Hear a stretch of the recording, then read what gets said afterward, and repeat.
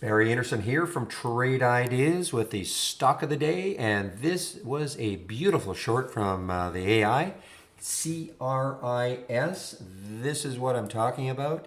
We had a short entry at 867. It's now at 823, but look where it got down to.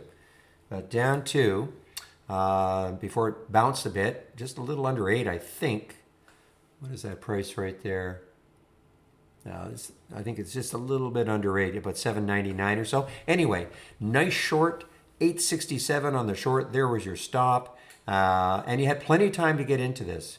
I mean, look at this candle here. The next candle, this is a 15-minute candle. So, you know, they actually got up to 8.75. So they had plenty of time to get into this. It did not run away when we got the alert.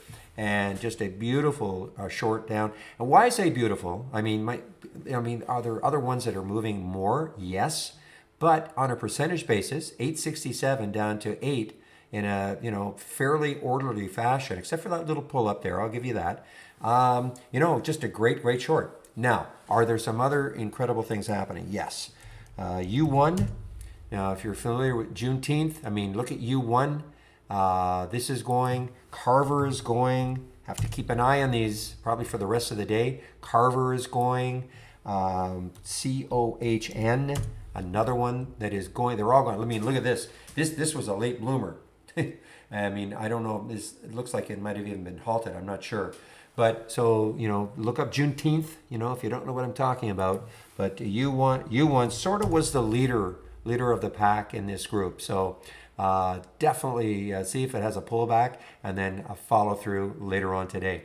So lots of activity, and of course I have to mention this ORPH. I think when I did the video yesterday, this had not done what it did. Just insane action. This was a Danish stock. So what happened is after I did the video, this ORPH, I mean, it went from about $6 all the way up to 78 on nothing. Okay, we couldn't find news or anything. The Danish stock. So we started looking at other Danish stocks. Is it GLTS? I might be wrong. Yeah, I can't remember what it was called. Another one that starts with a G. But anyway, there were some Danish stocks that started taking off out of nowhere, just out of sympathy plays. And these are all bios. But anyway, now it's completely back down to earth.